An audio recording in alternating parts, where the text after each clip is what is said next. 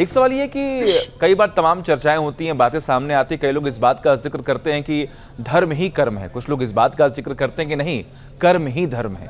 आपके लिए क्या है? कर्म और धर्म में कोई अंतर नहीं है। हम ठीक ठाक कार्य करें और सत्यता के साथ, ईमानदारी के साथ कोई कार्य करें, वो धर्म है। जब आप कोई गलत कार्य करते हैं, बेईमानी के साथ करते हैं, तो वो वही अधर्म हो जाता है। हम्म। तो कर्म के साथ तो धर्म जुड़ा है। एक अच्छा मानव बनने के लिए आपको धर्म सहित कर्म करना है।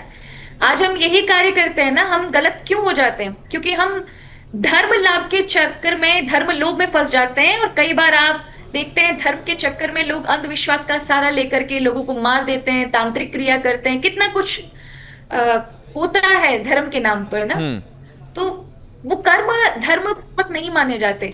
कर्म वही है जब आपका हृदय उसके लिए पवित्रता का भाव स्थापित करे और मन में प्रसन्नता हो, किसी कार्य को करने पर आपको हीनता महसूस ना हो कि हम्म। आपने कुछ गलत किया है। हम्म। और उससे लोगों के ऊपर उसका प्रभाव पड़ रहा है, लोगों का कल्याण हो रहा है, आपका भी कल्याण उसमें छुपा है, तो वो हम्म। कर्म धर्म ही है।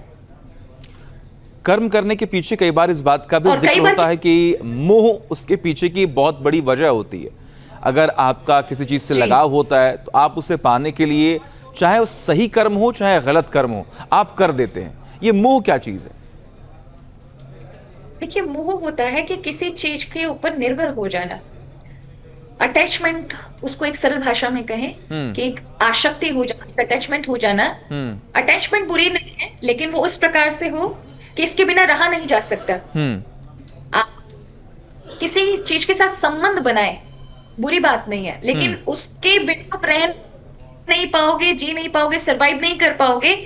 ये सोचकर चलना और ये एक मानसिकता बनाकर चलना कहीं ना कहीं आपके जीवन में चिंता का कारण बन सकती है। हम्म। इसलिए कहा सब चीजें हट जा सकती हैं, लेकिन मोह सकल व्याधिन कर मूला। ये जो मूल है, जड़ है, वो मोह ही है। उसी के कारण हम बार बार संसार में आते हैं, सब चीजें करते हैं। तो उसको हटाने के लिए कहा है कि आप सत्संग करिए, आप संतों का साथ लीजिए, संग लीजिए, अपने स्क्रिप्चर्स को पढ़िए, अपने शास्त्रों का अध्ययन करिए। अब शास्त्र एकदम से समझ नहीं आएंगे क्योंकि श्रद्धा ही नहीं होती। जी। हम एक ऑर्डिनरी बुक की तरह पढ़ रहे हैं, हम्म। जबकि वो साक्षात परम ब्रह्म के स्वरूप हैं। तो हम्म। उसके लिए आप कोई भी एक स्क्रिप्चर लें या कोई भी जिसके भी जो भी आपको पसंद हो, ऐसा कोई पुराण लें और साधु संतों को भी श्रवण करें, तो आपको उनके मर्म को समझ आएगा। अगर आप हम्म। श्रद्धा के साथ किसी भी शास्त्र को उठाएंगे, श्रद्धा होगी, तो वो स्वयं अपना मर्म आपके सामने खोल कर रख देंगे, यानी अपना संपूर्ण ज्ञान। और यदि आपके अंदर श्रद्धा नहीं, एक ऑर्डिनरी बुक की तरह हम्म। बुक सेल्फ में आपके वो रखा है और आप कभी कभी और सभी किताबों की तरह पढ़ते हैं, तो उसका कोई लाभ नहीं मिलने वाला, क्योंकि श्रद्धा निर्माण नहीं है ना। और वो ज्ञान बाहरी ज्ञान नहीं है, क्योंकि बाहरी ज्ञान को बाहर से लेना पड़ता है और आंतरिक ज्ञान भीतर से आता है। वो भीतर का हम सभी के अंदर है, पर उसको हटाने का कार्य, उस पर्दे को हटाने का कार्य ही शास्त्र करते हैं।